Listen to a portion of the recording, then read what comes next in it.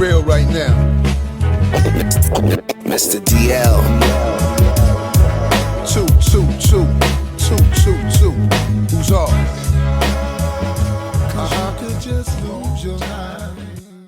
Yes, we are back. Episode 81 of the Danger Zone podcast with Big Shug, Mr. DL and Chef Tanya Nicole. Welcome back, everybody. oh yeah, and we got a special guest in the building. Our homie. Yes, y'all. 20 years or so. Probably more with Big Shug. Probably more of me. Yeah, longer. XL's in the building. So what's going on? Time, yes, yo. Long ass time. What up, y'all? What's good, man? We good. You know, first and foremost, we're glad that you stopped through to shop it with us for a minute. We're gonna run through a few things, but first and foremost, let the people know who XL is. Where did you come from, basically, and why you matter in the game, and what have you, man. Just give us that backstory and forward. You know what I mean?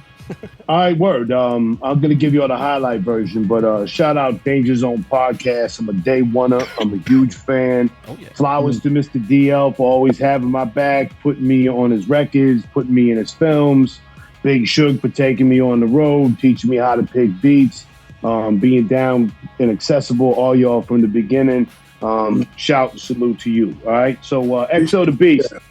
Yeah, all day. EXO The Beast, I've been rocking out of New England for a long time, man, over 25 years. Started out with my homeboy Victor when I was in high school. First record I ever made was about Mike Tyson and his imprisonment because I was pissed that they locked the champ up. Fast forwarded, met G Squared, jumped into Creators, went up to Canada, came back from that. We had Cypher, came back from Cypher. We formed the Creators with Jason and rest in peace, Big One.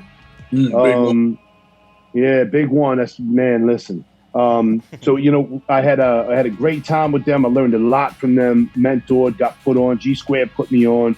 I learned a lot. We put out like 4 records. That group eventually dissolved, and I had a real bad alcohol drug problem. So I had to sober up for a year, jump feet first back in the game after a year of sobriety, started making music, started rocking, doing my thing again. And then, I don't know, man, I got sick. And then I had to take more time off. Then my wife and I had the twins, and then life, and then a lot of loss.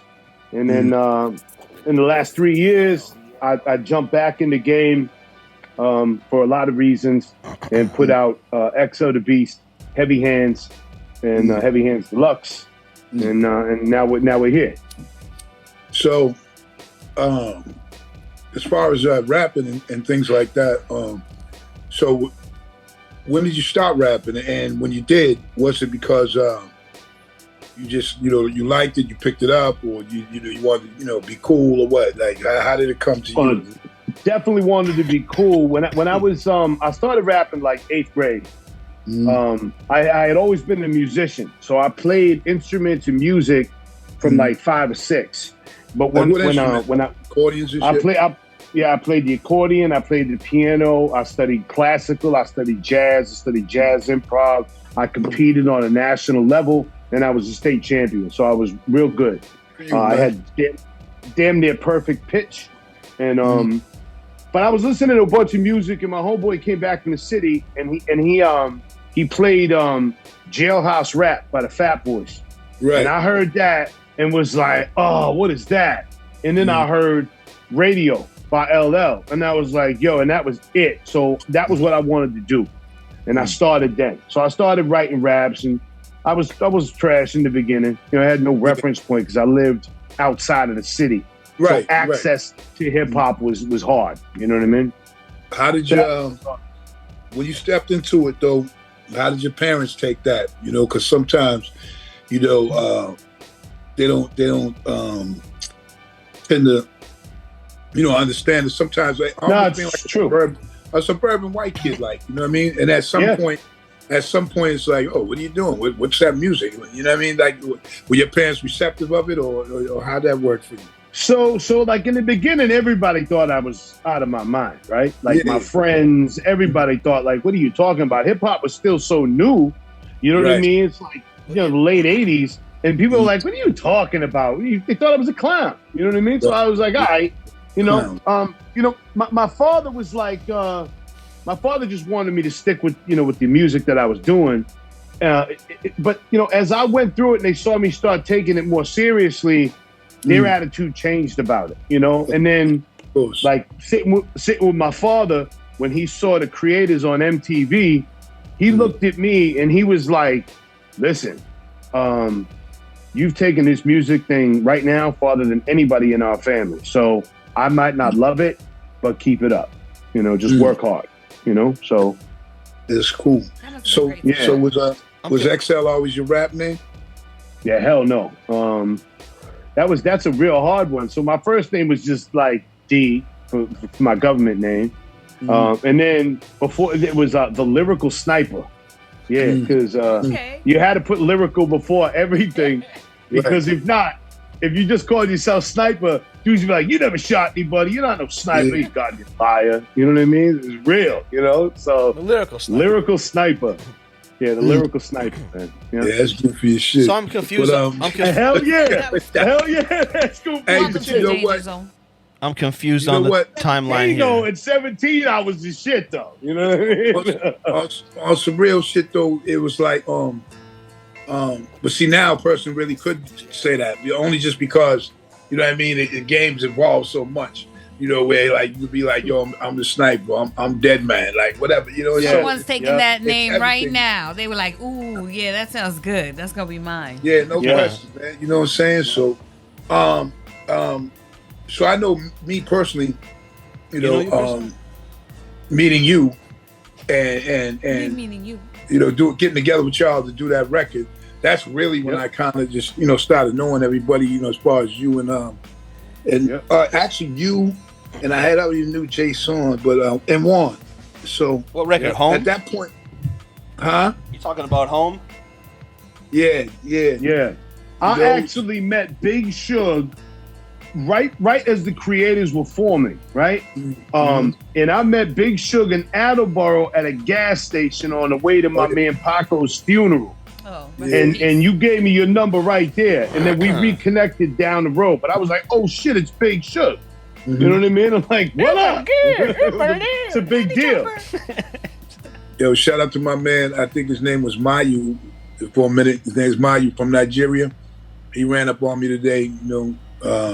He was so excited. And he started reciting verses and stuff. Right? It was crazy, But I told him I was shout out Justin Beal. Shout out Jay Beal, Smoke City, right? Hey, him too. Yeah, Justin's my man still. Because Justin lived across from that gas station. You know what I mean? Yeah, so that's how I met him. You know what I mean? So that's my man. I'm gonna go see him later, man. Yeah. You got some DL, you got something over there or something? I'm confused on the timeline. How long have you been sober? This October, God willing, it'll be 23 years. So you were sober for some of the creators then? For some of it, right? Like the last album that I really didn't have anything to do with. So like live coverage. Yeah. I was on it, but then like towards the end of it, I had crashed out. Didn't you play a beat? Didn't you play the keys on that White Horse or something like that? Why? If you wanna ride the white horse. Hell yeah, I did. Yeah. So been sober for. Then you rode out on that motherfucker. Oh, go ahead, man. Well, all right. So if you've been sober for 23 years and you've had a clear mind for 23 years, that's great.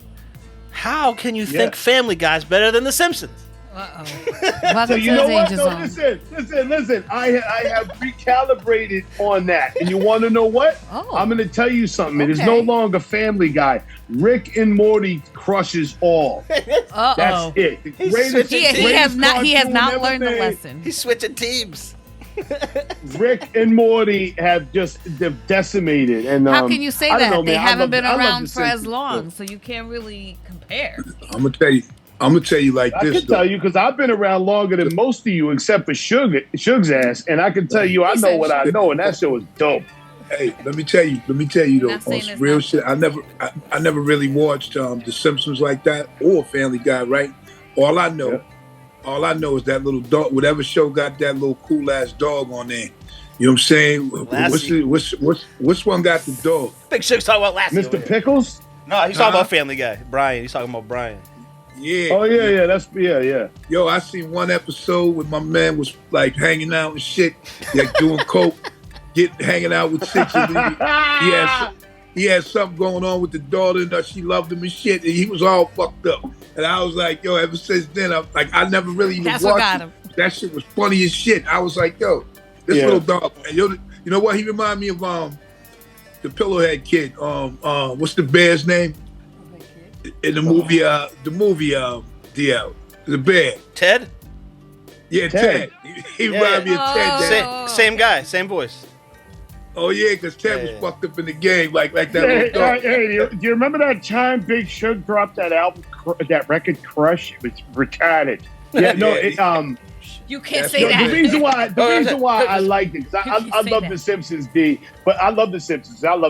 But the reason why is, I love The Simpsons was dope, but Family Guy was like some wild shit because it was like supposed to be like a real person. You know what I mean? Like it wasn't like some wild ass. Even though it was a cartoon, it was like a cartoon about a guy that could be real.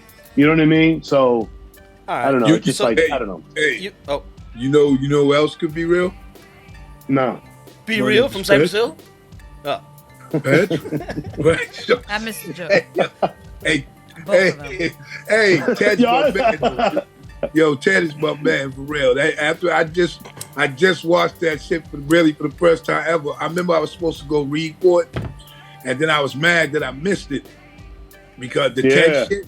Because I wanted. Yo, you would have been funny in that. I wanted to be chasing them, talking all that shit, because all the movies, but a lot of words be my shit. So I'd be like, I would have got Ted. Yeah. But yo, hold on before we move on. Before we move on from the creators, we gotta know. Like, I don't know if this is public information or it's not public information. If it's not, it's not. But what happened? All I heard on the street was Jason don't fuck with G Squared, and G Squared moved to Vegas. But no one ever told anybody why. We never heard why the creators are no more. So at that point, like the creators, it kind of like ran its course. And a big catalyst, in my opinion, was, we were all hitting it pretty heavy. We were drinking and doing tons of drugs and just wilding out. And things got stagnant. People got stale. People got tired of the same old formula. There was creative differences. And, dude, look, when you're partying that much, and you're really bugging out, like, it's really hard to have a rational decision, like, when it comes to being logical about that. You know what I mean? So, and we were all pretty hot-headed, you know what I mean, to some point. So it just kind of, Warren had a side project, and Jay had a side project. I got sober. My father died. It was like, I was just like a mess after that. And then I got sober and I, it was just became something that wasn't sustainable. Yeah. You know what I mean? Since you were, you got to remember something. That shit was mad expensive back then, right? Like when we recorded way back, that was like huge money to record because it was all reel to reels. The studio was like $300 an hour. You know what I mean? You had to show up with $100 tape before you started. Pro Tools came out. Pro Tools came out the moment they handed me my college diploma for audio engineering. They were like, "Oh, hey, by the way, you can do this bullshit. You could do this in your house. You're now. gonna have to learn this on your own. Yeah, have fun." Shit. It's crazy. It's crazy too because I remember people were always paying quite a bit of bread and shit for studios and the whole reels and all that bullshit. For me, I was fortunate that I never really had to pay, but I would see like the money that's because along with rapping, jumping off and getting big deals, and everybody was getting those deals and such. Studio people would get money like rappers, like back then. Oh my god! Yeah. Studio motherfuckers. All they the first single cost me $5,000 for one song. Yeah, see $5,000. And then plus people used to, man, when you put your hand in Why is that? Just break it down for the people that don't know. Why did it cost you $5,000? Okay, we went. First of all, we picked the best studio in Boston that we could go to, and it was One World Audio. You remember that place down by Cathedral Projects by the old firehouse? Yeah. Remember they had that studio in there. I didn't really go there because I used to go to Waltz a lot. But go ahead, man. Yeah, well, we went. I went there. I'm talking years before Waltz. Oh, I know. This is like probably 95, 96, and we were in there. I'm still friends with the owner to this day, but it was like the Ampex tape we had to buy was like 150, and then to lock the studio out for a weekend was like 3,500, and then we had production, and so it was just like we didn't have the bread. We went around and sold shares of our group to family members to raise the money to do the song. It was just so expensive. What's crazy is because what people were doing, they was kind of milking y'all though, because Oh yeah, for sure. I mean, that's what people did too, because I know for a fact it shouldn't have been none of that. And then what happens too is like what you just said earlier was you dudes started doing solo projects and shit too. Whereas I don't care how rapping is, unless your team is just on some other shit, but the normalcy of it all, there's always people in your ear be like, yo, when you gonna come out? Or when you gonna be the one? And, you know what I'm saying? That's right. When you're with a group, like when you're with a group, it's like that. For real, I've seen it on mad levels where, you know what I mean? Where people, they don't appreciate what it is. They just want, everybody wants to go solo and be greedy and be their own people. But then now, as you see with a lot of these tours, and a lot of the groups that broke up and stuff like that, their motherfuckers is touring together because that's really what it, Naughty by that's nature. what it was. You had to go through your shit or whatever. Because I mean, shout out to Jay too and Ed. Yeah, Jason, G Squared, Ed. Sure. Yeah, those are all my influences. Slane too, because but the sober Slane running his sober house and that whole project. Awesome. It's a beautiful thing, man. And really is. I know the toughness of it because I was actually around him a lot when Cass was going hard. Him and Jason, Cass was going hard on tour. So I was around Cass like that, and then I would be. I did my last bit of drugs with him. Him and I. He was the last person I partied with before I got sober. Licked the bag clean and bounced. One thing. Let me tell you, DL. The only thing that was pretty. The only thing, like, if you hung around them dudes too much, them dudes used to fart too much. So it'd be like, yo, you couldn't really fuck with like that, man. I'm just, yo, you can't play the fart game with Suge neither. He'll put you out the car.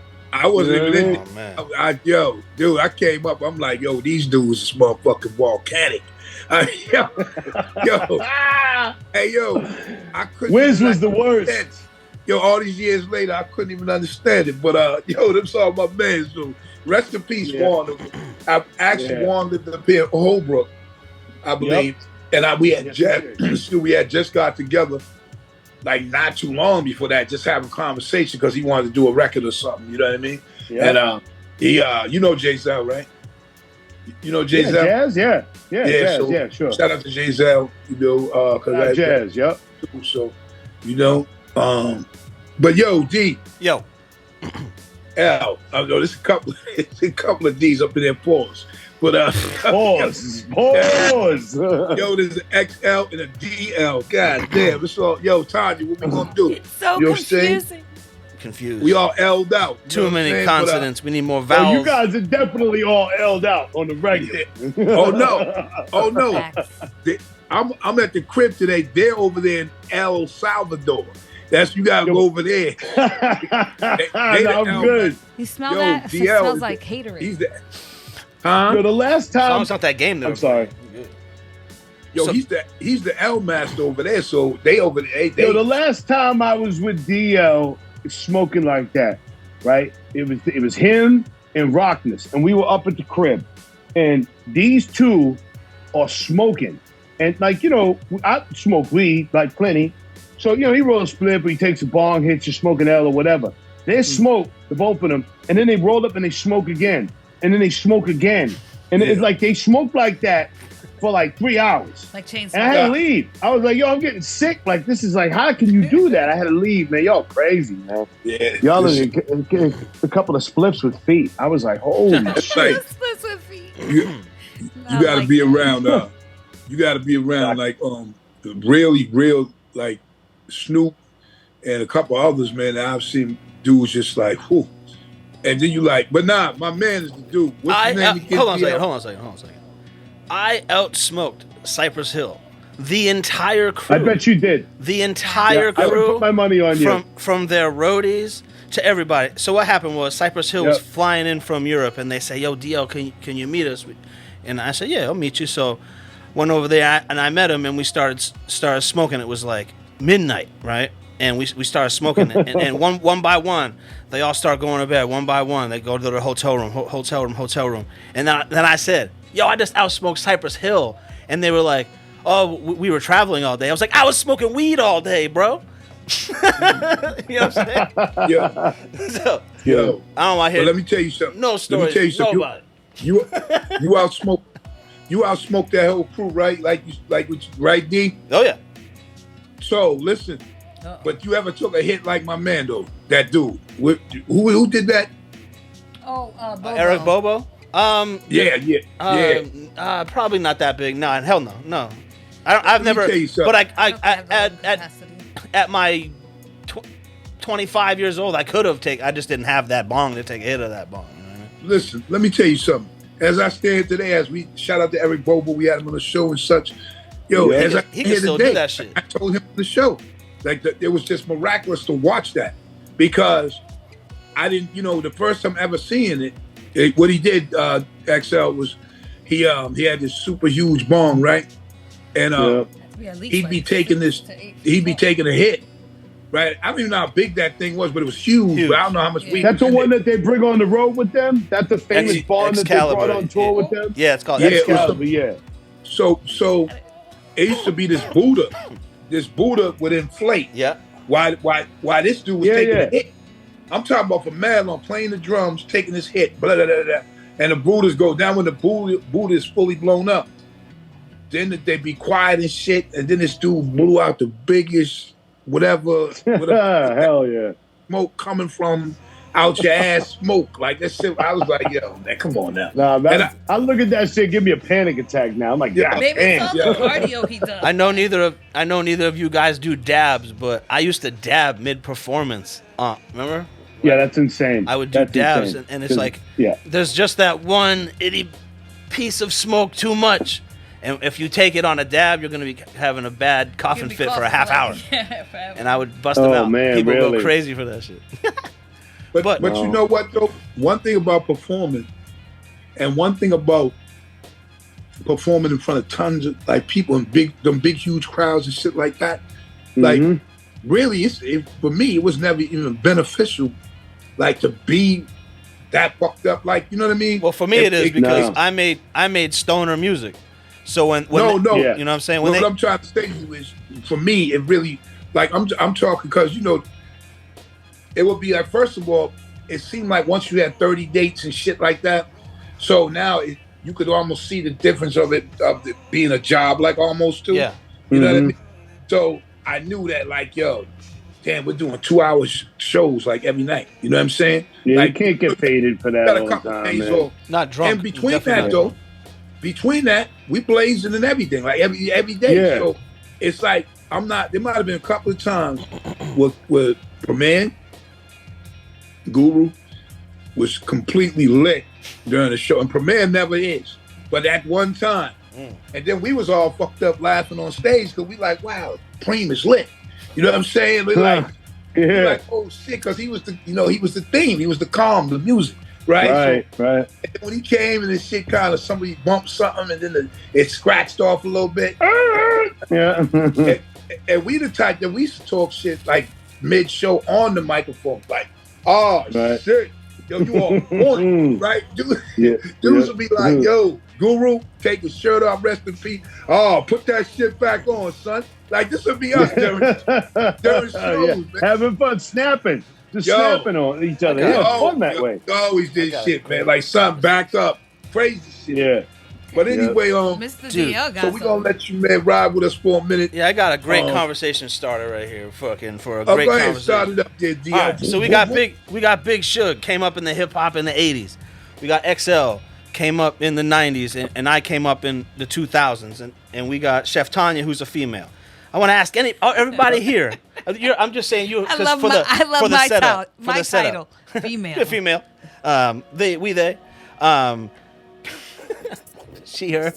Has anybody ever seen a time in hip hop where 18 of the top 25 rappers in the game right now are females? 18. No. Hold up. When you say top rappers in the game, like most streams. So we got. I'm gonna list them. I'm gonna list the ones and see. Hold on. Most streams. Okay. Hold on. I'm trying to. Oh, you saying streams? Yeah, like they're the most. The top 25 rappers out streaming right now are 18 or 17 of them are females. I'm thinking about like that's okay, cool. I get that. I'm thinking about when you say top rapper, motherfuckers that's good like that. So some of them are super good. If you got streams, some of them are good. Like, somebody likes you out there. Some of these rappers are fire. I'm just saying. So popularity. Popularity and talent. Popularity and talent don't occupy the same space. Yeah, they never did because they never did because you had people like Das Effects getting credit, and they were going scoobity boobity jobbity floobity. My knee bone's connected to my backbone. Or Vanilla Ice. So we're not gonna pretend that just because it's not your flavor. Yeah. So don't mean it's ready? not. Here we go. Listen, It could be good for the people who like them. One thing I have to say though, those dudes might have been doing iggity stiggity wiggity, but but that's rap.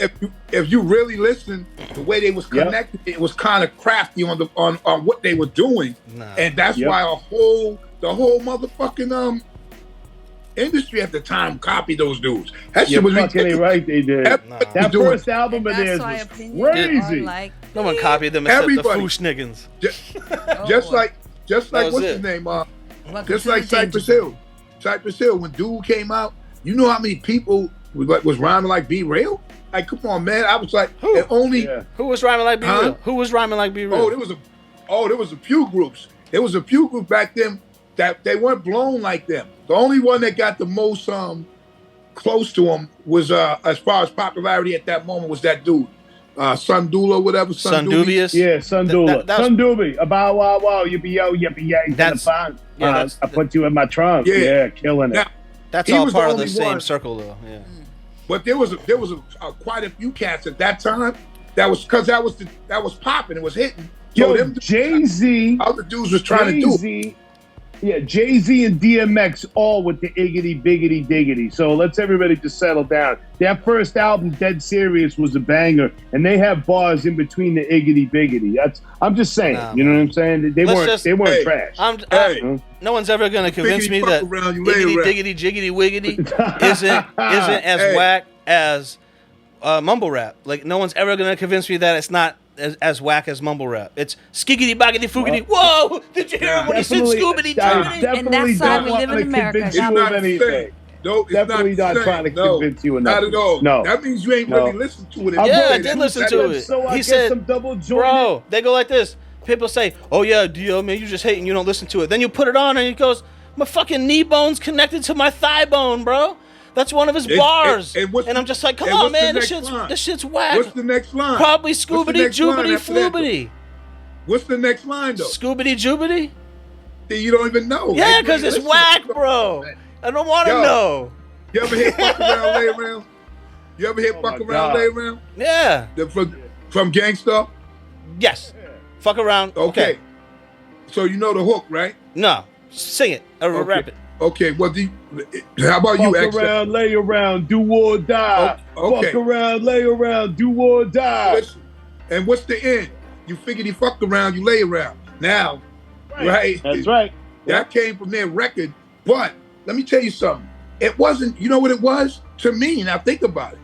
To me, I thought it was crafty, but it was silly to me, though. To me, that shit was silly. Definitely silly. But I mean, silly. I ain't gonna tell you. I was on tour with cats. You know, imagine I was. So you know, I was like, yo, this shit's silly than a motherfucker. But y'all was in. Yeah. And then it was a package. It was them, they looked like they was from the sewer. That's how they rolled that whole shit. So it kind of went with it.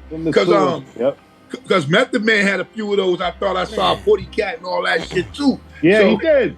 Hey yo. So hold on. Hold on a second. We were talking about female rappers. Now we're talking about Das Effects being whack. Yo, you went sideways. Flowers for them. Flowers for them. Okay, so just go ahead. So 17 of the top streaming MCs are females. Yep. Let them know. Go ahead. But no, go ahead, DL.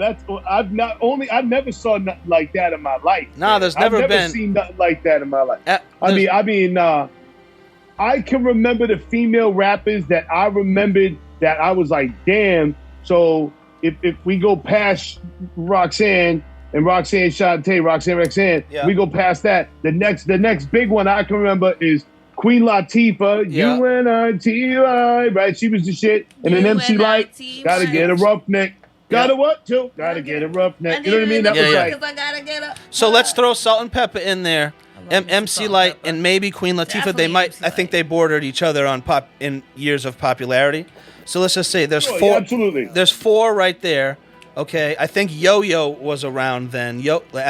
Those few minimal years. Records put out. She didn't have records out like that. Yeah, so we'll say four to five. YOYO was minimal. But it was like a little circle. Even with some of the male groups, it was just like you said, Salt and Pepper, Roxanne, Shante. I think Roxanne Shante was a little early for this. For this, yeah, she might have been in there on. In a couple years on the cusp of it. Yeah. I'm only speaking like certain. I mean, of course, we know most pop had to most definitely be Salt and Pepper. They were making those kind of records. Yeah. But their first year when they came out was more hard. Like when they first came, and then when they went in that pop direction, that was it. So So Salt and Pepper's here. And we in effect. 1, 2, 3. So we're talking like 89 to 91, 89 to 91-ish was a pretty good year for hip hop. I mean, for women in hip hop. Yeah.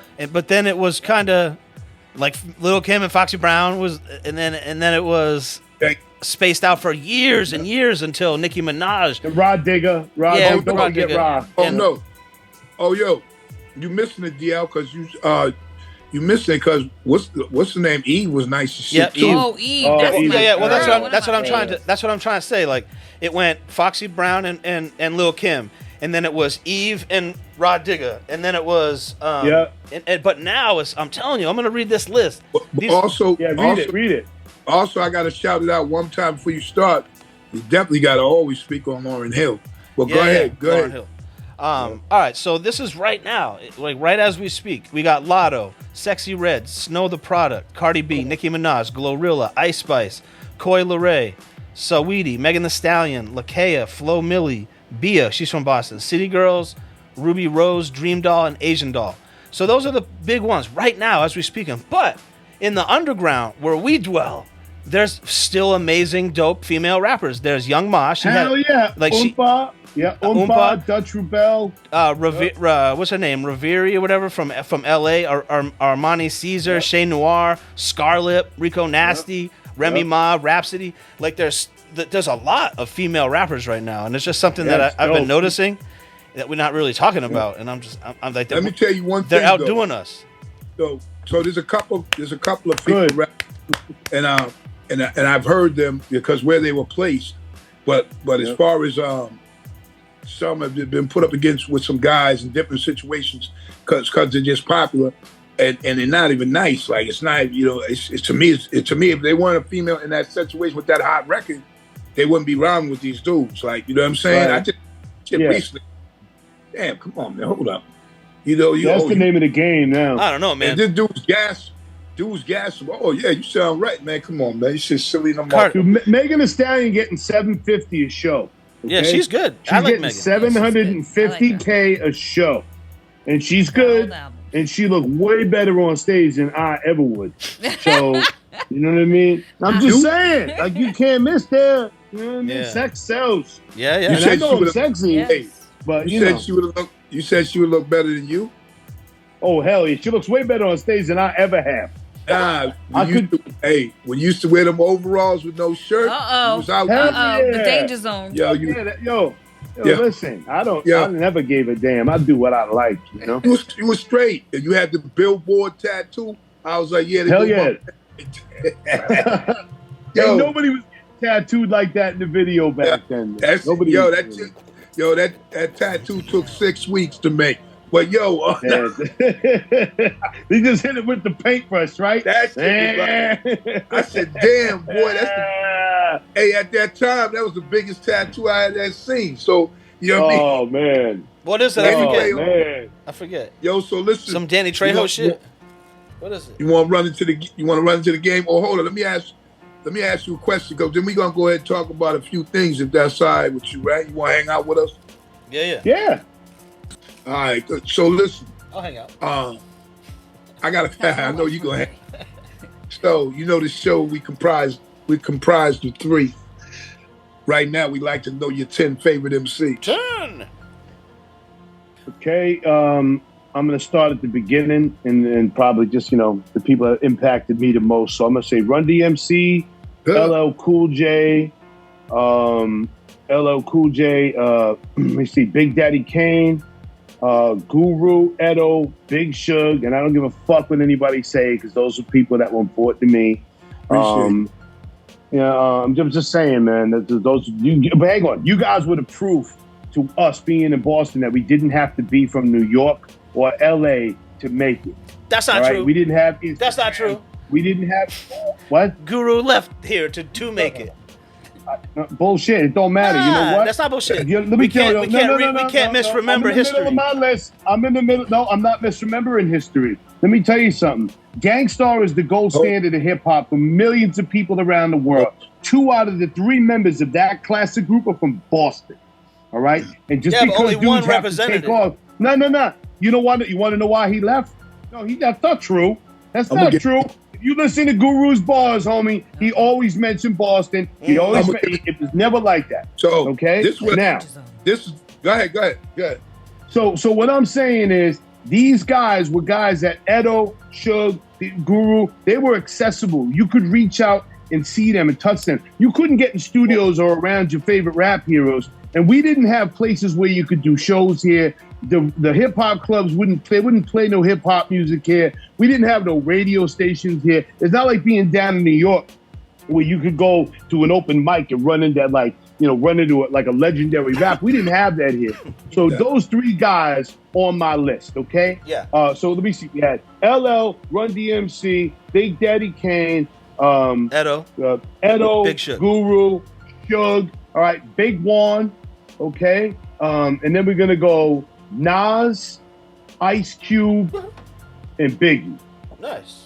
Biggie gets a lot of... So listen, let me just say, that's dope. Hey, yo, we appreciate that, man. You know what I'm saying? Because word on the street was that you like to watch porn. We first thought your MCs you would tell us would be... Say what now? So we weren't too sure, you know what I'm saying? But, watching porn. Well, because I saw one of your songs, Who's Hard, in the porn, right? Yeah, no. You missed the remix. Stuck in a hula hoop. Featuring yo, stuck in a hula hoop. Big Sugisms real quick before we move on. You know what it's like? So, Mr. Dio, Big Shug took me to Sirius Satellite, right? And we had gone around the whole day, and I was wearing this like halfway button down, awful like Echo shirt or something, and it was hot in there. So I had a slingshot on underneath it, right? So I had a slingshot on. So we go into Sirius, we gotta wait in the green room, and this dude come in, and Shug pull him outside and start talking to him, and I had just been like tatted up, so everything else. So I'm in there in a slingshot. Shug's outside talking to the guy. What's a slingshot? The guy looks in. What's a slingshot? A white beater, tank top. He's being politically correct. Okay, call that Well, I never heard nobody call it a slingshot, so I'm learning.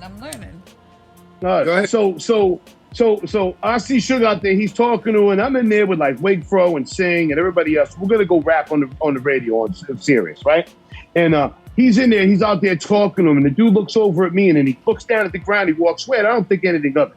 So we go in there. We're rocking and everything. We do everything else, and this dude is acting like real shady, like staying away from me, all nervous.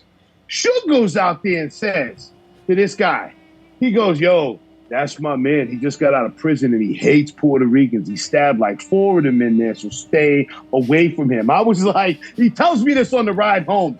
He told this guy this just to play with the guy, to have fun with him, and he's laughing in the car. And I'm like, yo, why would you say that? He's like, 'cause that shit was funny as hell. You all in there all sweaty in your tank top. I had to get you. I had to get you. So that's the type of shit that go on. You know what I mean? Tell you something, man. I once real quick. I'm gonna run to this. That I had to do my man Corey. Shout out to Corey. He's deaf, you know. So What? He's deaf. He can't hear, you know. So What? yeah. So he comes down. Y'all understand each other. He comes out to Braintree station. There's a few guys around there, around the cabs, talking and shit. And this one particular dude, I said, yo, this is my man Corey. You know, he just came by. He just came home. He was upstate fucking the shit out of young white dudes. Right? And so Corey don't hear me like saying. So he got unassuming look on his grill, and the white dude, he started turning red and shit. My man Steve, right? Shout out to Steve, you know what it is.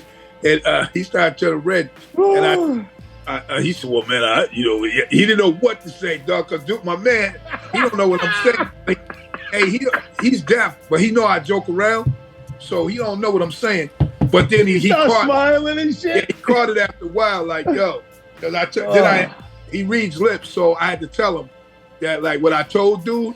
But yo, when I first told him, dude was looking like, yo, he said, well, you know what I mean? That shit was wild. But anyway, I'm sorry. Oh my god. Yo, Big Sugar. There's a question. Things I love about your show, man. I love your show. You guys always make me laugh. There's a question before we get into the show, so we do it this way, Tanya. Like we could go. You want to wait to the end of the show, or should he say it both times about his media and thing like that? No, that's cool. We can say it right now. What are your socials? That's what I'm saying. I thought we were at number 6. Did we finish? I don't know if we finished all the rappers. Yeah, we did. We finished all the rappers. What? Yeah, I did. I finished it off. Yeah, 10. Okay. My bad.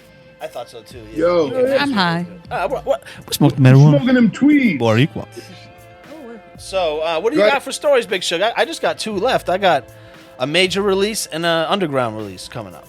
Boom. That's all I got. Hey, I got a quick little one, man. With Gilly the Kid. Yeah. Says that he wants to have a little boxing match with Joe Buttons, and he said he'll beat the hell out of him. So they're trying to, like, hypothetically, it seems, but that's what he wants to do, have a fight match with him. So that would be kind of hilarious. Remember when Sticky Fingers had the celebrity boxing match? Oh yeah, man. Listen, yo, but if them two fought right there, because Joe Budden's bigger, right? So if they fought, that'll probably look like the Kool-Aid Man. That'll probably look like the Kool-Aid Man trying to fight an alien. That's how that shit would look. It wouldn't go over too good, man. You know what I'm saying? I don't know. Yeah. You could be big too, but just because you're big doesn't mean you can fight. I've seen the NBA, and I've never really seen anybody in there that can fight. Listen, I'm gonna tell you like this here. Nobody said that just because you big you can fight. But we know that, dude. Come on, man. Yeah. We know that. Yeah, but listen, that's some bullshit too. Because I can tell you from experience, the bigger they are, the harder they've hit. I've been hit by small dudes and taking the shot, and then I've been hit with like guys that were bigger than me, and that shit felt altogether different. You know what I mean? It's, he said altogether different. I agree with what he's saying as far as, and you could agree as well. Just because someone's big doesn't mean they can not fight. No, it don't. Yeah. No, that's cool. But that's if you're big and can fight, then it's a problem. Yeah, but I know one thing, boy. The connection is deadly, though. But anyway, when somebody big that can't fight hit you, you're in trouble. Didn't Joe Budden get slapped up backstage at some concert for saying he was better than Method Man or something? Remember that? We all forget about that. Heard some, but I don't know. They had a video of it, right? They had a video of him apologizing. Yeah, he had like steak on his face. Ouch. Because listen, Gilly, because Gilly was on the he was on his show talking about when Joe Budden got popped. Yeah. It hit the eye. But then they came out cool, so I don't know, man. That's, you know what I'm saying? You know what it is? I mean, the Migos almost beat him up. They want to get to the bag. They just want to get to the bag. That's all. it's a weird situation. If tomorrow XL comes into $1 million, $2 million, DL and Chef Tanya get another 5. I got another 5, a single level. We come to this meeting tomorrow, whatever we doing. Like right now, it's all a bunch of bullshit. It's like it's nothing hateable. It's like what?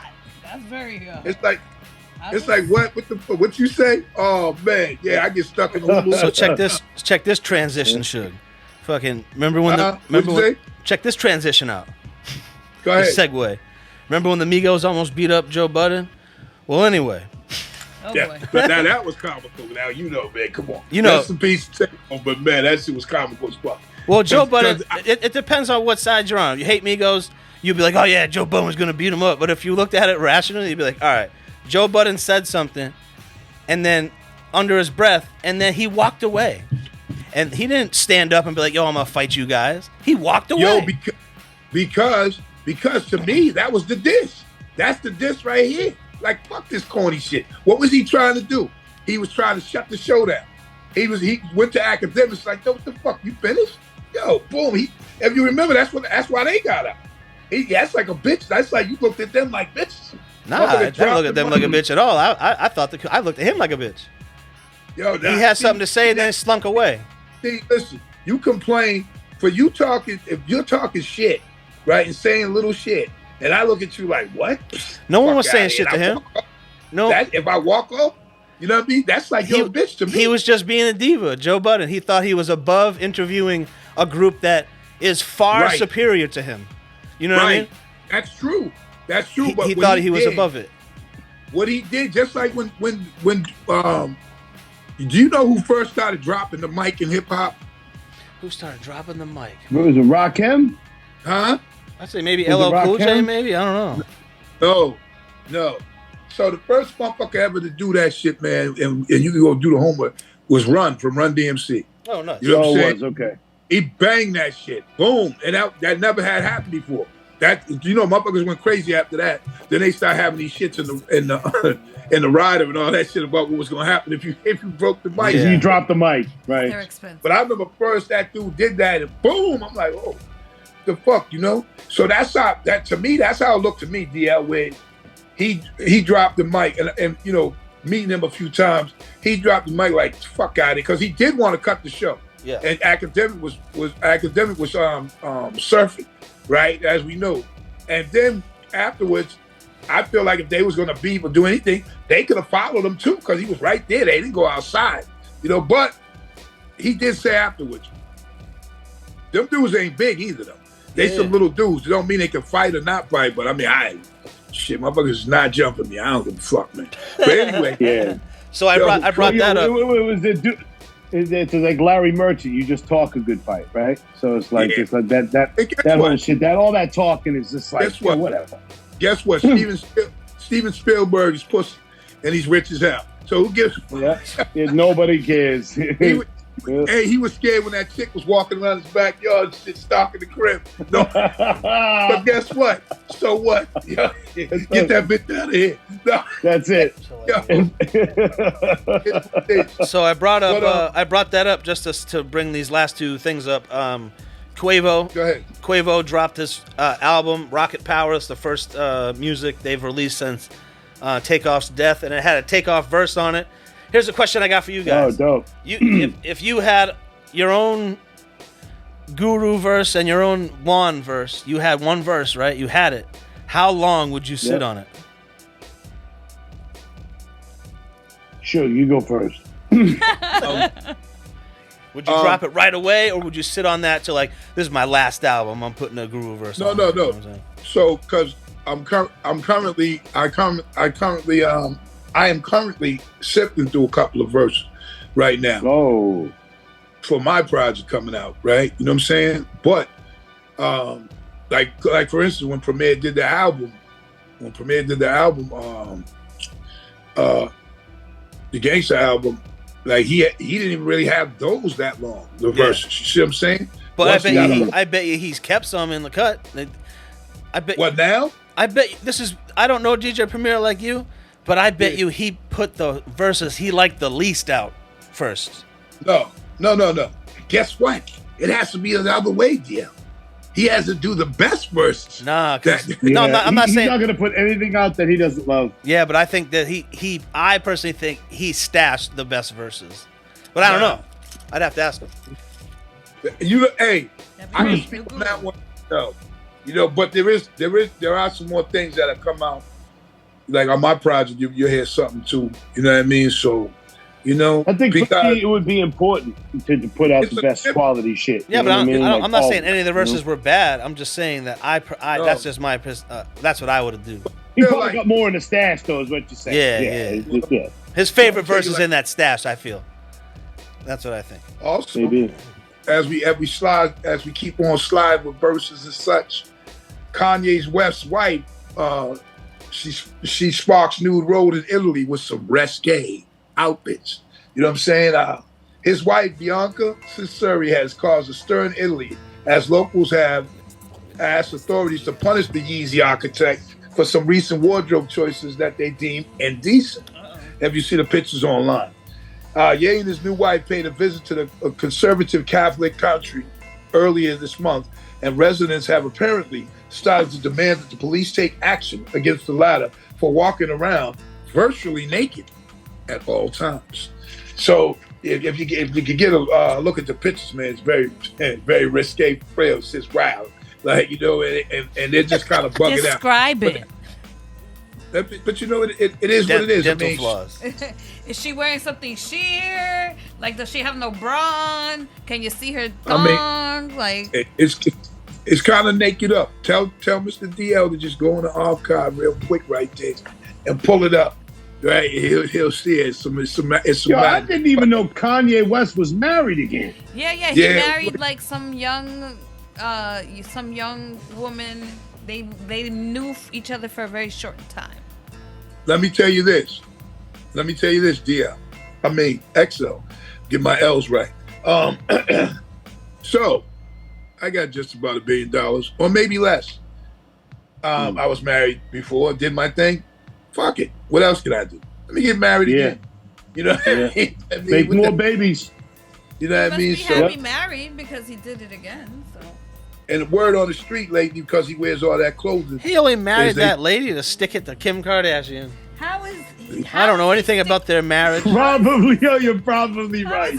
But I'll tell you what, she looks like Pete Davidson. Oh my God. He got her own. She does. He got her own Pete Davidson.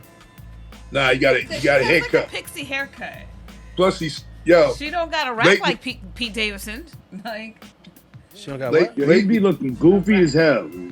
Lately they saying that Kanye West wearing all that clothes that he wears, he's walking around stinking, musty and shit. Yeah, I don't think that's so.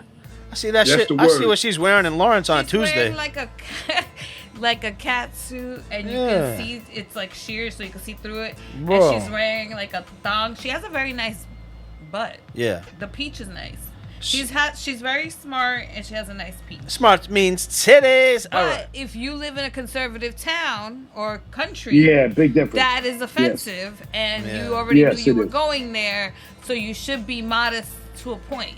Not to restrict your personal expression, but at the same time, like, you got to be respectful. Like, you're going to go into a church like that? They're so fucked up. They're not thinking about anybody but themselves. They don't give a shit.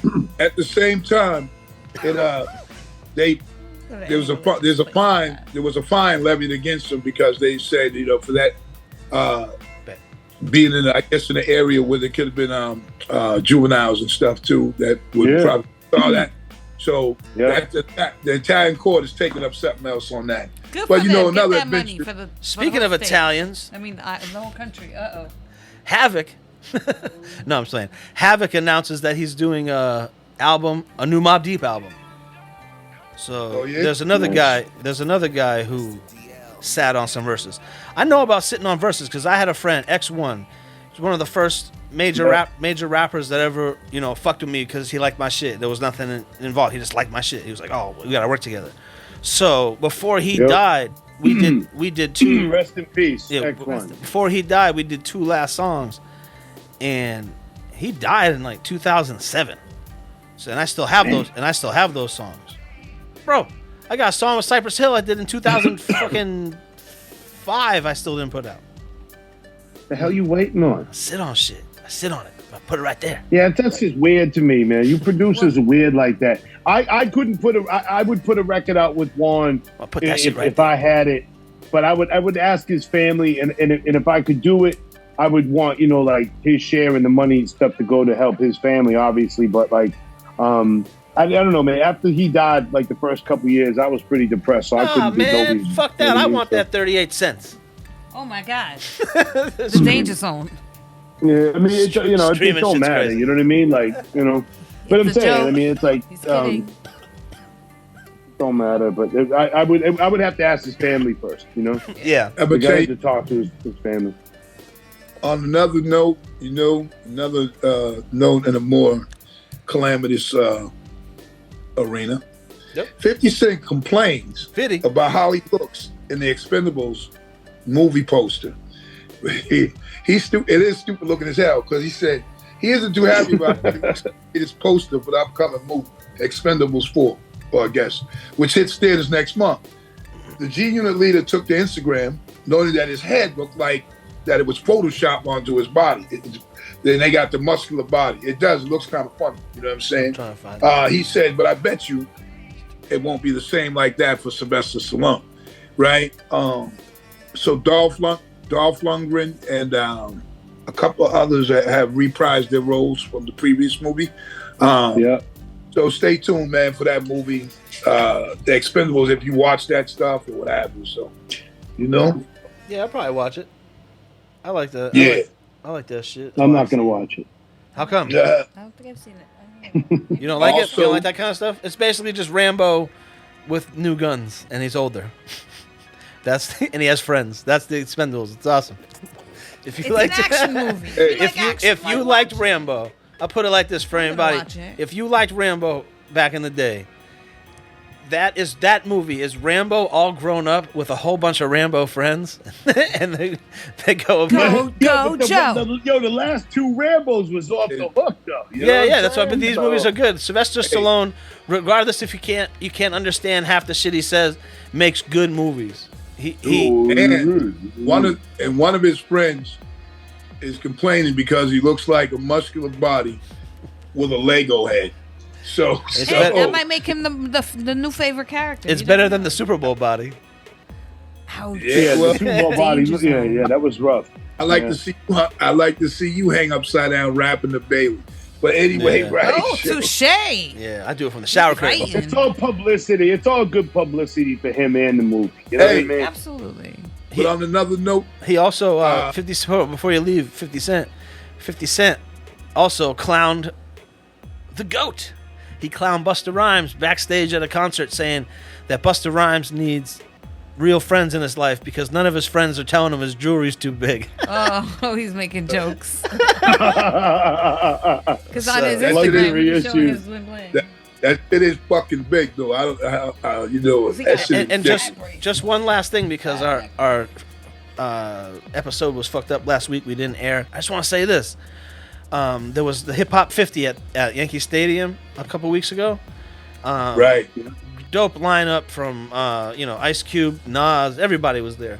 But when they were on stage, Run DMC announces their last show. Right. So I just want to say, shout out to Run DMC. That's Love Run if it wasn't for DMC. I don't know, Run. there might have been someone else. Who knows? Who knows how it would have played out? But They put it over the top. yeah, man. but there wasn't. It was them. And if it wasn't for me them, tell who you- knows? If people might still be in a club rapping about cheeseburgers and Superman and shit. Let me tell you something. You know what I'm When they came out, Run DMC. So I lived the moments. Because when Rappers Delight came out, I was in high school still. You know what I mean? Then when I got out, the year I graduated, Curtis Blow came out. You see what I'm saying? And then I was able to grow with this thing. Then I went to the first rap fest they used to have was LL Cool J, Curtis Blow, Fat Boys, and Run DMC. That was the freshman. And Houdini as well. Hell yeah, Houdini. Like, and that's where everybody, I don't care what country you was from, what state, whatever, you was going to that tour. That's the only rap tour that was pop. That was the first shit. You know what I mean?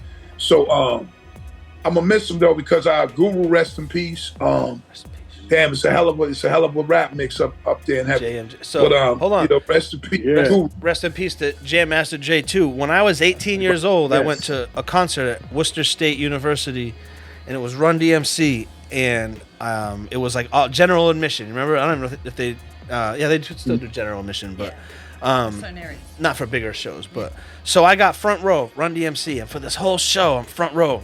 You know, all crackers. But I'm the up front close cracker with a fucking Adidas shirt on. You know what I'm saying?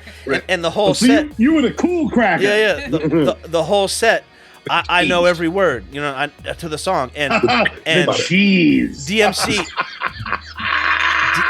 DMC realizes this, and they do Down with the King, and for Down with the King, he puts the mic in my face, and I'm rapping the verse for Down with the King, and I was like, that feeling, it was crazy to me, because I was like, holy shit, I wasn't on stage, but I was rapping the mad lucky dude. So anyway, I leave the show. I'm like on cloud 9. I'm like 18, bro. I'm like a kid. I'm like, I might still be in high school. And looking like a snack. I think I told this story before. So I'm leaving the venue, and I passed their limo, and the window rolls down, and it's Jam Master Jay, and he was like, "Hey, come here," and I was like, "Oh my god." So I go up to the limo, and he was like, "Did you have fun?" Like, they recognized me. I thought that was cool, and I was like, they all signed my shirt, right?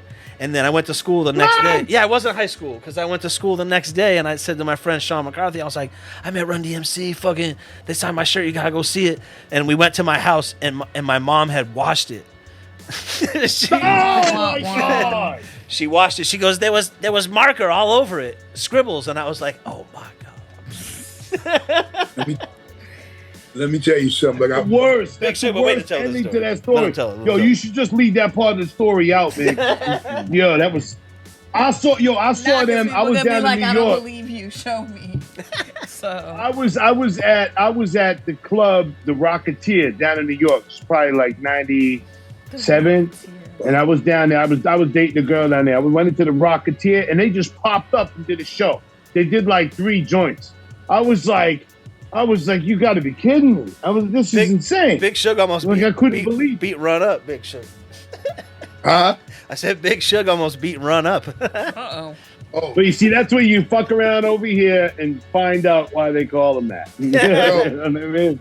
Let me tell you that. But that story is crazy too. How I came in the industry and made my move as a rapper and doing my thing, whatever, and got to be a singer first.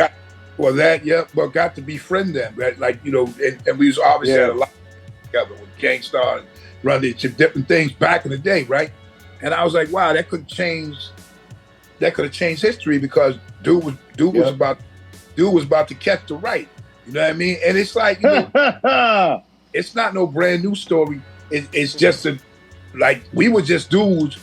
That's my hood for real. I'm from the street for real, like that. And so we would go Monday nights or at the Lansdowne, 9 Lansdowne. That's what we saw the show, Guru and I. So we saw Running Them at first there. We saw Fat Boys there. We saw Dougie Fresh and Slick Rick there. All the hip hop shows was there. You know what I mean? So that was getting into all that shit. You know what I mean? So, and then they had house music there too. But this is my club. Troy Anthony was the DJ, man. Shout out to my man. He does an urban radio station now. But I could go anywhere. They carte blanche, go up on stage, whatever. I'm on stage. Nice. So we got in there earlier. So Running Them, I guess they got food out there. So I got food. I'm on the stage. And I know this story.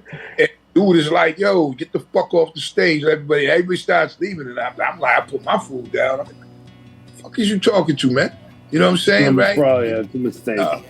Then he said, no, I'm talking about Tim. And I said, oh. But then afterward, it was all love with them. Them dudes broke out with new Adidas, put them on and shit, crazy shit, right? But the thing about it was, we were connected to them. Like, street dudes connected to them. right? Yeah. And it wasn't even them dudes. The music was hard. No, they weren't. The Jam music Master was hard. Jam Master Jay was, but Yeah. the other two weren't. But the music The other was two hard. were kind of the goofies, right? Yeah. But Jam Master Jay was thorough, you know? That's what made it like that, because I mean, they came with the black jackets, the hats. Whatever. He called that them resonated goofies. with us with the jewels, but the music was hard. So that's what like made cats from the city like yo. And then I found out, obviously, when I got in the biz and then seeing a lot of shit backstage. Okay, this shit is fish and chips. But at the same time, there's some thoroughness in it. But it's thoroughness in it.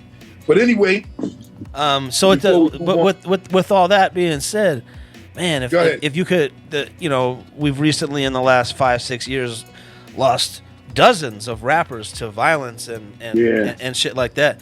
But like, if there was a list of people that were off limits, no questions asked, off limits, you would imagine that Run DMC and Jam Master Jay would have been on that short list.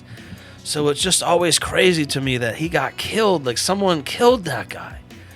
It's like, man, he did so much for.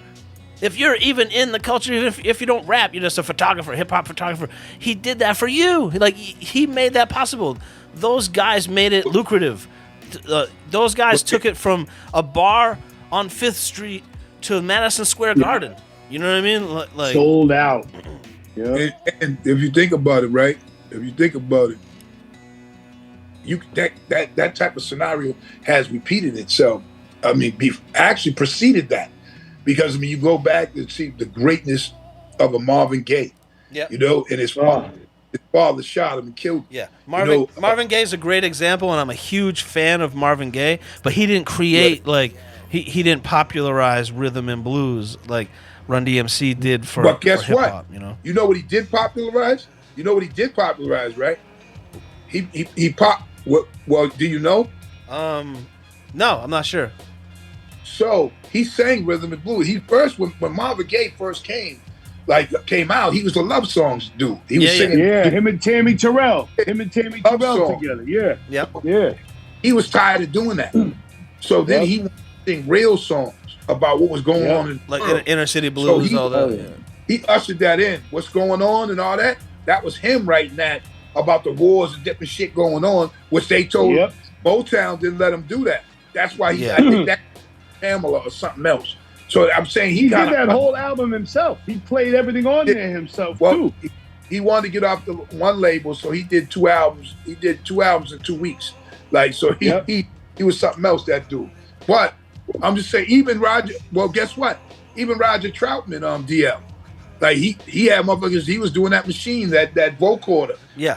Where everybody called it auto tune now. Yeah. He was doing that, and his brother went and shot him. You know what I'm saying? Why did Marvin Gaye's father kill him? Did they ever find out why he did it? Because Marvin Gaye's father was a real bastard, and he was a preacher, and he was a closet cross dresser, and he got real violent with the mother, and Marvin ended up putting it on him. He was tired of his shit, and after Marvin put hands on him, he went and got the gun and boom, shot Marvin. Damn, so sounds like he was there. So I'm gonna get never imagined.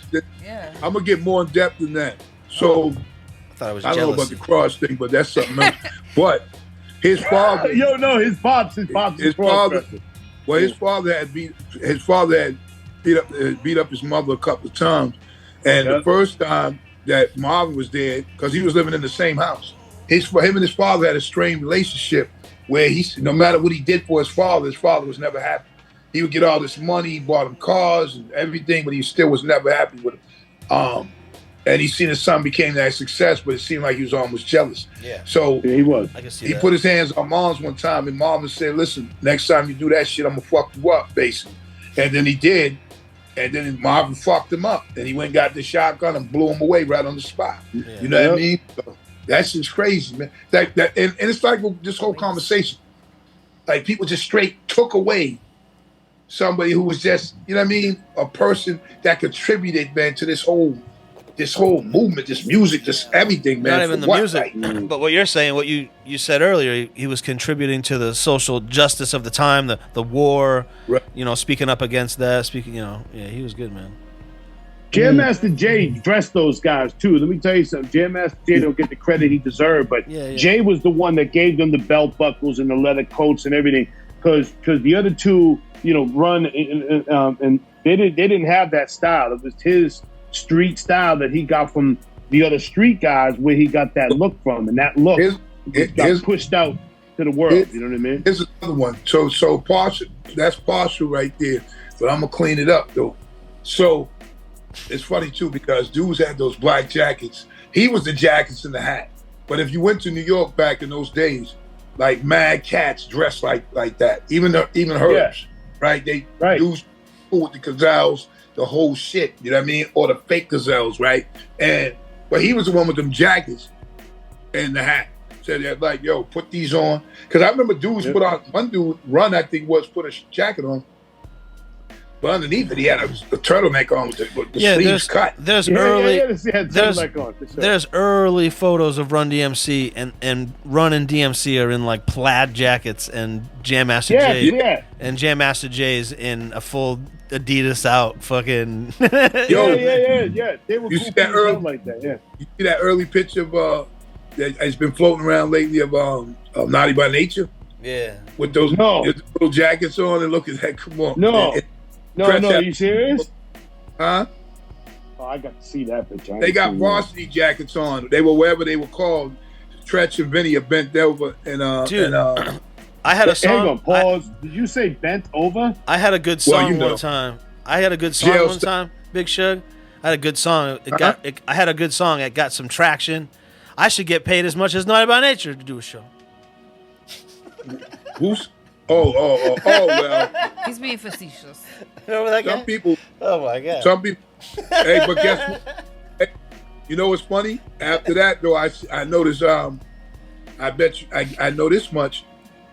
Rock the Bells made it worth everybody's while, because motherfuckers said that they wouldn't have did that, was doing shows. You know what I mean? So. Damn, I love Run DMC, man. So, yeah. They pulled that money.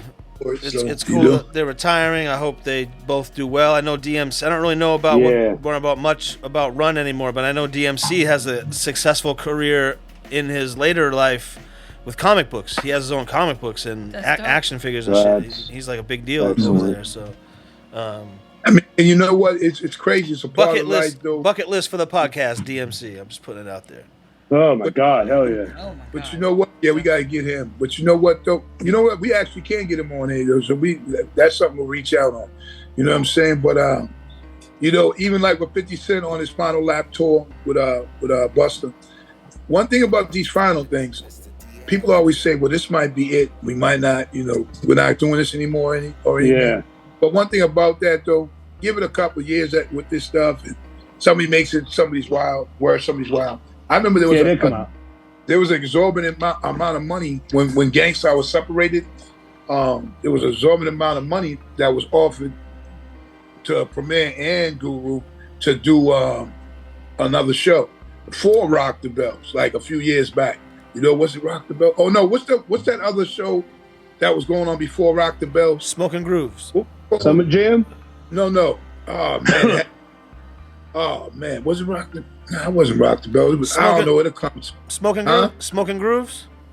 No, because it was like Nas was on it and a few others, and they changed the acts that were on it. Maybe it could have been Rock the Bells. How long Rock the Bells been going on? 20-something years, I think. How long? 20-something years. Yeah, I think it's like 21, 22 years. Yeah. What? It probably was Rock the Bells. Yeah, it probably was, man. But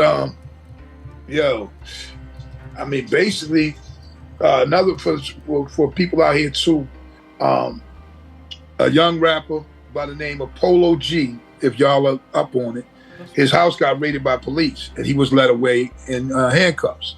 So, Los Angeles, California, Polo G has landed in hot waters as authorities have raided his home in Southern California and put him in cuffs soon after.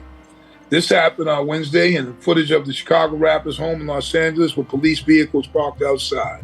Law enforcement entered his house and led several people away in handcuffs. Among those who were restrained by cops, taken into custody was Polo G himself. Law enforcement sources say the search warrant was executed in relation to a robbery. A rep for an artist told the outlet, "We're hoping the LAPD will handle this matter with tact and transparency." Check out the video, which is online if y'all want to look that up. But, hopefully it turns out right for them, but we'll see. On another note, you got something else there? Me? Tanya had something. Oh, did you hear that story about over in India that there was a car? Who? Wait, India. What is that called? Where it's like a bus on a zip line? Dang. Monorail?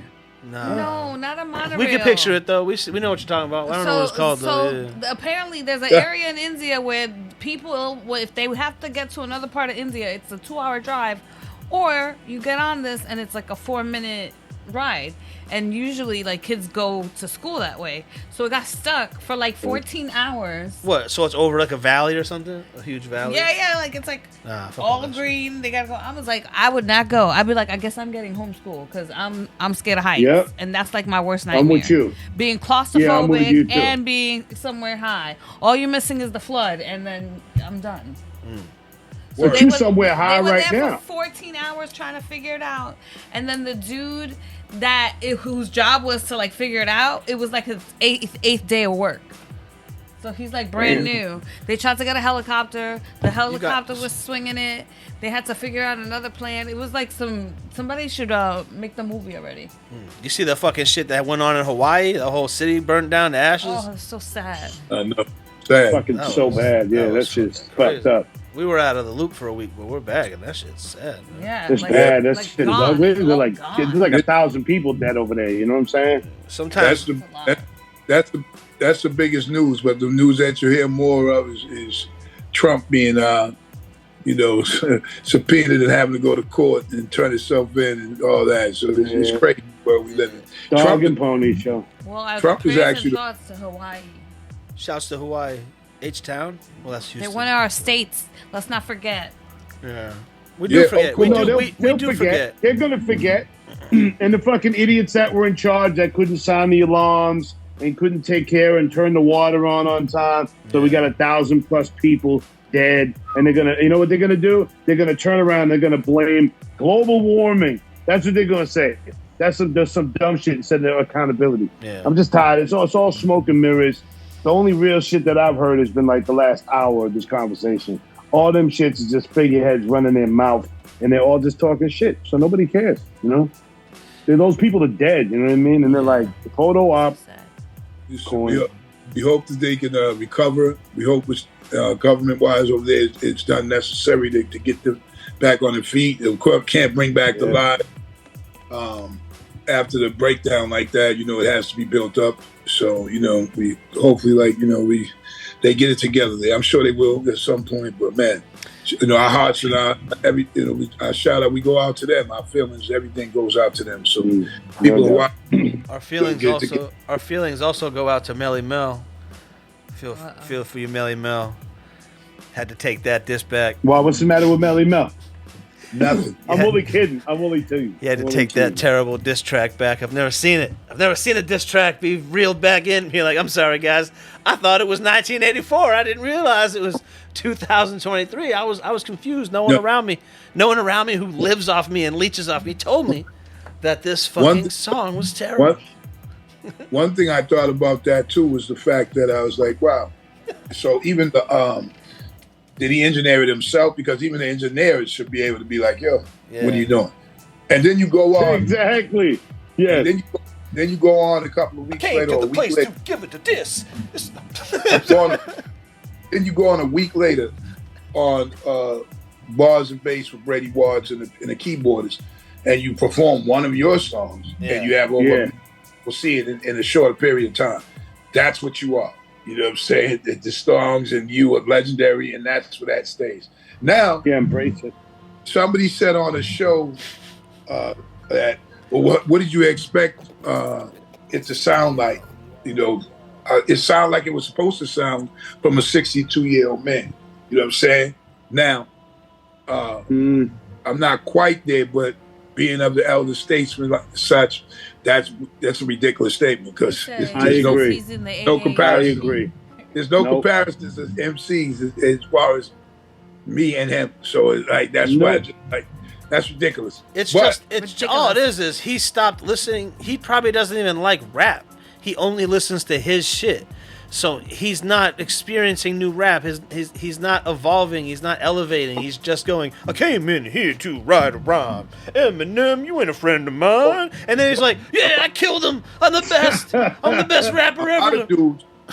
A lot of dudes is like that because even dudes who haven't rhymed in over 20, 30 years almost, that is this nostalgia has brought it back. So like now you can go grab a rapper, Dana Dane or some of the other greats. Yeah, but Dana Dane isn't saying, I'm the best rapper of all time. I have a diss. I could beat any rapper in a battle. And then put out something so comical. It's like from a Dave Chappelle skit. Well, let me tell you something. One thing you did say, he's not, Dana Dane isn't saying that, but those dudes were of a more advanced style of flow anyway. Like, Slick Rick, Dana Dane. Even Big Daddy Kane, a guy who we all think is dope, isn't saying, "Oh, I'm better than any rapper today. I'm the best rapper to ever rap." Like, you can't fuck with me. I'll beat any rapper. I'll beat Eminem. What? I'll beat Snoop Dogg. You know what I'm saying? We know that people are saying that. Like, you're the one saying. Like, people are supposed to tell you. Yeah, exactly. LeBron James says, "Yeah, I'm the greatest." Like, you don't have to tell nobody that. Like you actually have never heard Michael Jordan say, "I'm the greatest." It's people that tell you that. They're the ones who say it. The beef is this one's great, that one's great. This one, there's so many ghosts. There's a farm. So that's what they say it. But LeBron said it himself. I'm the greatest. I mean, it's some people do that, but it's for the people to tell you. On another note, sports-wise, our favorite season is upon us, football season. You know what I mean? I'm a Patriots fan. We do our picks here weekly. With Real Love. Shout out to Real Love. And the Patriots are getting together. This year they have Bill O'Brien as the offensive coordinator. Last year was Judd. And and Matt Patricia. It was a clown show. It was very bad, but I still believe players play. So I'm not gonna blame everything on them coaches. Like, players play. You got to execute. So I'm looking forward to them. Also, the Jets have Aaron Rodgers over there, and they're looking like a formidable team. They had a pretty good team last year without him. So with a quarterback like him, we'll see what happens. And then the usual suspects, the Patriots getting ready to play Philly, first game of the season. They have one more game with the Titans, actually today. Today. And then move on for the season. So we're looking forward to that. I also want to give a shout out to my son, Tremaine, guy who's Connecticut State University on their season and much success on this season. Also to shout out to me. Yeah, my nephew, Terrence TJ guy. He plays for Michigan. Shout out to him on a successful season for Michigan. So, and all those who are embarking on this football thing. Also, on another note, still sports. The Red Sox are ass baskets. Hold on. And are you staying on baseball? Because I got baseball. I got a rant. No, I just went there and said the Red Sox are ass baskets. They're 5 games as we stand. They're 5 games out of the last wild card spot. So we'll see what happens. The Yankees, as we know, are even lower than them. Here's my rant. Then we got to go into stupid as hell. The Yankees. Go ahead. Also, before we finish the baseball thing, I'm going to say what you're going to say. But also, James Harden was fined $100,000 for complaining about the GM on his team. So coming out publicly doing that, he said that the GM, I believe his name is Daryl Morey, is a liar to Philly, and he'll never play for him. So they just fined $100,000, but $100,000 like a 20 for them. So Nia Long filed for full custody of the kids she had with this guy too. I saw that. Right. But anyway, Yankees, fucking Yankees. All right, so you can't be mad. you can't be mad really as a Yankees fan. So the second time in 30 years, only 30 years. It's 2 times in 30 years. I think that's a pretty good stat. The Yankees missed the playoffs. Okay. Now, no matter who's on the Yankees, no matter who it is, they're always a contender. They're always a contender. At the beginning of the season, they're always what about the Yankees? What about the Yankees? It's been like that since 1992. Almost the whole life. 1994, we'll say. It's really been like that since 1994. Now they have Aaron Boone as a coach who I think should be fired. I think should have been fired for 10 fucking years. Thought this guy should have been fired. Yeah, we get it. You hit a crazy home run against the Red Sox in the playoffs. Yeah, we get it. Like, it's cool. We got it, dude. I gather we don't like his coaching. Well, it's over. Boom. You got to think that the Yankees have probably spent $3 billion or more in salary since he's been over there as the coach. You got to win. You got to win. If you're spending that kind of money, you have to win. You have to. They haven't won a World Series. Right in that puzzle. You know, they haven't won the World Series since what? 2009? 2023. It's been a minute. You know what I'm saying? So you know, something has to go on over there. They'll always be a contender no matter what. Yes, this year they're going home early. But they're always going to be a contender in baseball because they're one of the only franchises, Red Sox, Dodgers included, that aren't afraid to spend money on getting good players. So they're always going to be a contender. They're also the winningest organization in all of professional sports, right? They are. But guess what? What? You don't got the real Steinbrother anymore. So yeah, he used to make those moves. Yeah. Steinbrenner light. Yep. Yeah. Yo. So also, but yeah, that's it. That's all we got. That's all I wanted to say. Yankees, get it together, man. What's up? Get it together, man. Yo, we got a shout out to Jamal Crawford on his Bud Crawford on his win over Errol Spence. He won. Terrence Bud Crawford's the man, dude. Best fighter in the game. I'm sorry, man. Terrence Crawford, man. Bud, man. Shout out to him. He destroyed him. And then unbelievable. Canelo will be fighting Jamal Charlo. Yep. So we'll see what happens there. But meanwhile, I think it might another be good one. But we got one more thing, right, D? Yeah. Best time of the week. Sorry, XL. No, diss. But the best time of the week is stupid as hell. Bam, bam, bam, bam. Who's the dumb motherfucker this week? This week, stupid as hell is probably a stupid as hell from a couple weeks ago. But they just when you're stupid one day, you're still stupid. You can get out. You can come out of the stupid, but it takes a little while. Some people never come out. Sometimes you're stuck on stupid. You're stupid for life. So. But this one's about a Boston police officer suspended for stealing money. Oh, there's a story? There's a story? I just thought that was the end of the story. There's a Boston police officer. These motherfuckers fuck up so much. These Boston police, 9/11, fucking marathon. Fucking dumb motherfuckers, man. But anyway. This week, Boston police officer suspended for stealing money from a wallet they found at the Encore Casino. A Boston police officer has been suspended after allegedly stealing money from a wallet they found in the Encore Boston Harbor Casino before eventually returning the wallet. The sources tell television, NBC 10. Officer Rebecca Leo, who is assigned to the Boston Police Department Bureau of Administration and Technology, is accused of removing the money from a lost wallet on August 7th while off duty. According to sources, Leo recently entered into a settlement to receive a 90-day calendar suspension without pay for violating department rules for conduct unbecoming and larceny under 250. Now here we go. So Rebecca Leo, we'll call her Becky Leo, right? You're in first of all, we all know in the casino, there's cameras all over there. If no place has cameras that don't work, that place has one where cameras work. Yeah. Let me tell you, there's cameras where you think there's no cameras. I went to... They're not supposed to legally be in the bathroom, but they probably are in the casino. You know what I mean? So years ago, I was driving through Nevada, like northern Nevada. This is so long ago. And you remember those digital cameras that used to be like rectangles, little digital cameras? Hell yeah. I had one of those on me. And I jumped out at this gas station in Nevada, and there was a casino at the gas station. I was like, holy shit. So I went in the casino, and I started taking pictures and filming. Dude, I got rolled on by like 3 security guards in a gas station the size of my studio. It was like I was like, holy shit! It was like a real casino, I guess.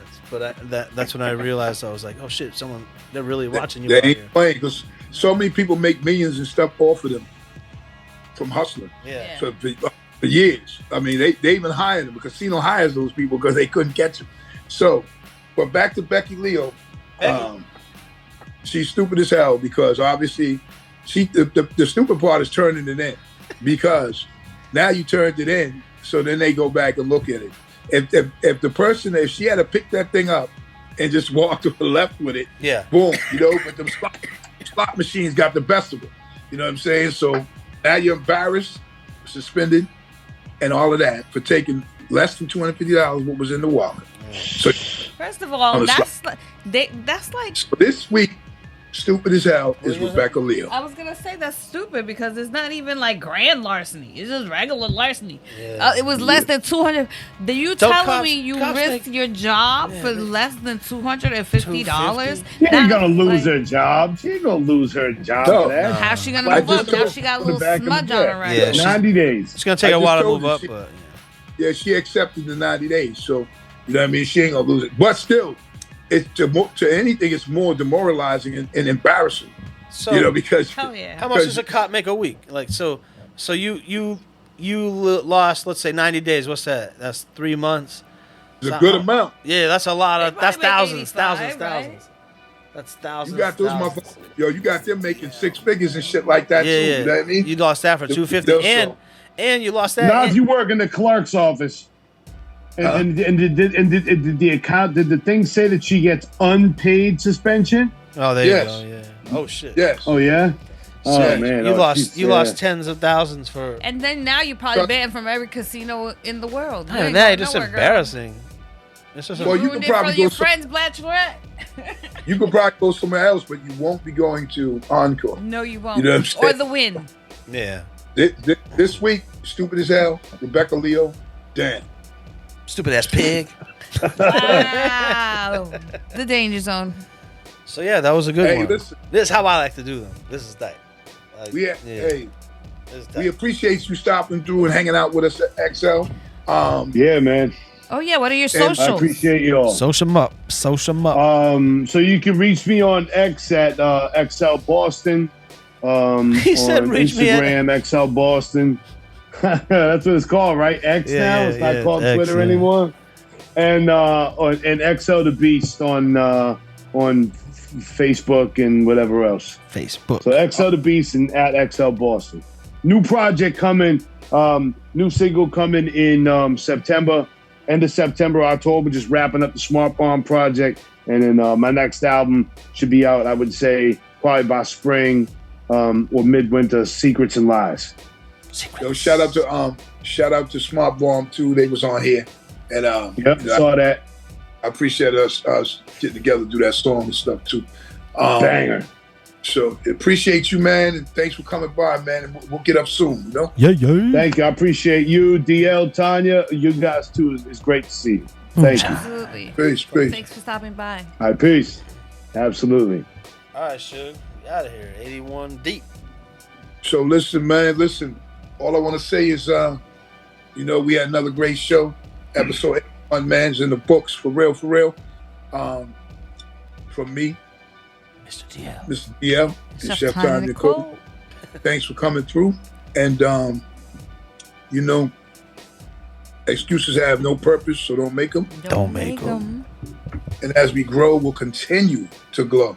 You know what I'm saying? Because we trying to be that, And also, like I always like to say too, man, listen, make sure you take care of you first. Take care of you first, because if you're not good, then no one else is going to be good. So whether that's physically, mentally, spiritually, whatever you need to do, take care of you first. All right? And then take care of others. Have a good one, man. On my dark days, I skiggity. Oh boy. So back on the regular. Oh, yeah, we out of here. Out. On my dark days, I chop crack on the regular. Ran up in spots and clapped on the regular. Took big fat ass stacks from the register. No matter how hard they tried, they still couldn't measure the hard I had.